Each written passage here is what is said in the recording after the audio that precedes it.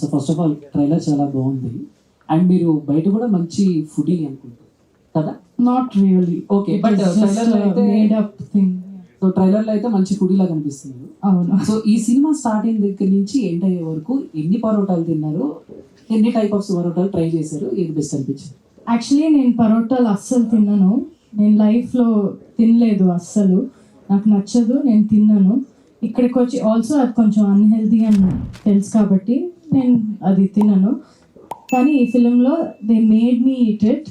నేను ఆ టైంలో ఫిలిం షూట్ చేసినప్పుడు నేను వెజిటేరియన్ని, కానీ ఫిష్ తినిపించారు నన్ను, ఫిష్ హెడ్ తినిపించారు. దాన్ని బాగా తినాలి నువ్వు, బాగా ఇలా అన్నారు. సో అవన్నీ తిన్నాను. యాజ్ అన్ యాక్టర్ ఇవన్నీ చేశాను.